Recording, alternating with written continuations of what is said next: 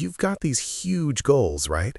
You dream big, you make plans, and you know deep down that you're capable of incredible things. But then when it's time to actually start that project, you just freeze. You get trapped in this awful loop of planning, then avoiding, and then feeling this mountain of guilt. So let's get into what's really going on. Because I promise you, you're not lazy, you're stuck. And understanding why is the very first step to getting free. Okay, first things first, we have to get the diagnosis right. Because that label, lazy, it's not just inaccurate, it's destructive. It turns this whole struggle into some kind of personal moral failure. But what you're feeling isn't a flaw in your character, it's just a pattern, a totally predictable psychological pattern. Okay, so what you're actually experiencing has a name. It's called the ambitious inertia paradox. And the key thing to understand here is the framing. This isn't you failing. This is a predictable breakdown in your brain's operating system. Think of it like a software glitch. And let's get one thing straight right now. You are not lazy. A truly lazy person, they feel zero drive, no ambition at all. But you're literally tormented by your unfulfilled goals.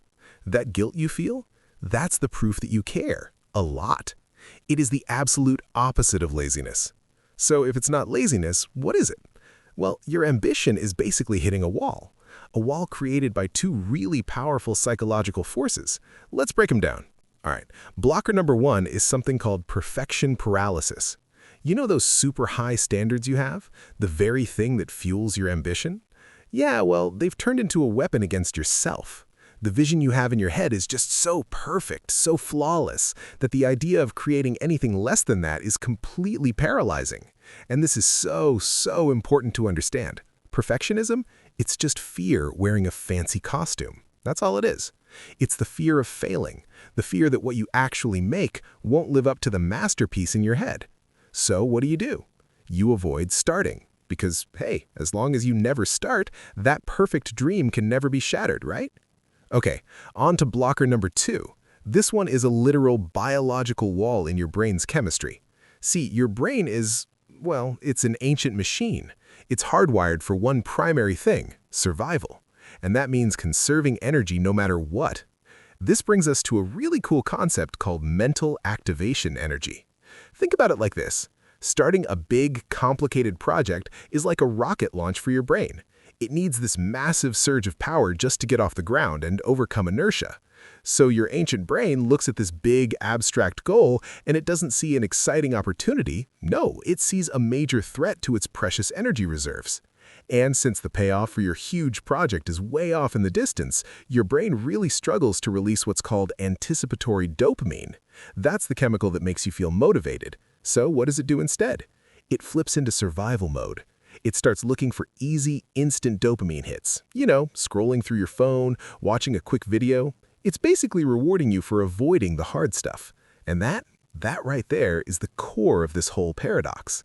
The real fight isn't about whether you have the skill to finish the work. Of course you do.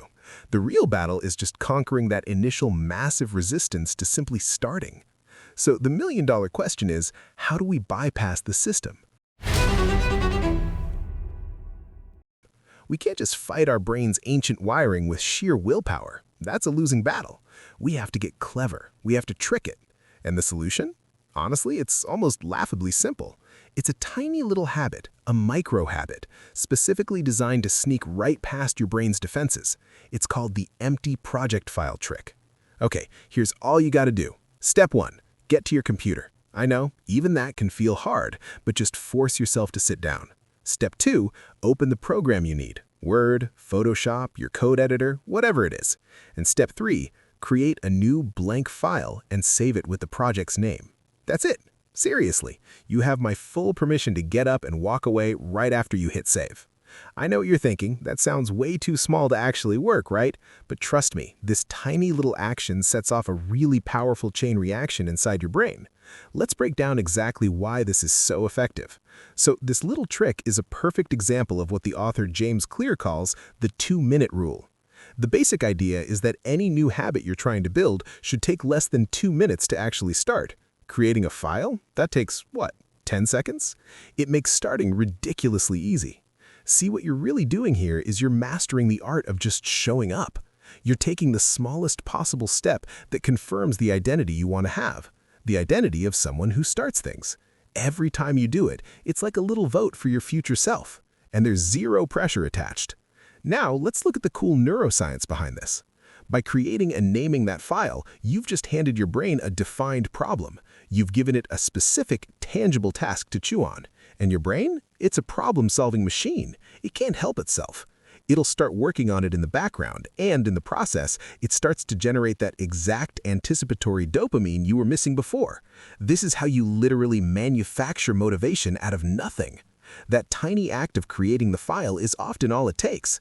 You've just lowered that mental activation energy down to almost zero. And you know what? A lot of the time, you won't even walk away. You'll just keep going. You've just created momentum out of thin air. And you can use this for basically anything. Run 3 miles? Sounds hard. But tie my running shoes? Hey, I can do that. Study for the exam is terrifying. But open my notes? Easy. What you're doing is creating a tiny little gateway habit that makes the next step feel natural and almost effortless. This should be your new mantra. First, make it exist. Then, make it better. The goal is not a masterpiece right out of the gate. The only goal is to make something, anything, exist. Write a terrible first draft. Make a messy sketch, because you literally can't edit a blank page. But you can always improve something that already exists, no matter how imperfect it is. So please, remember this. Stop waiting around for motivation to strike you like a bolt of lightning. It's not going to happen. Motivation isn't a cause, it's an effect. It follows action. So take the smallest action you can think of. Just create the file. So let's go back to the beginning. You are not lazy. You're ambitious. And that's exactly why you feel this friction so intensely. The question was never if you had it in you. It was always simply how to begin. So go on. What will you make exist today? Oh, and about those micro habits, don't forget to like and subscribe.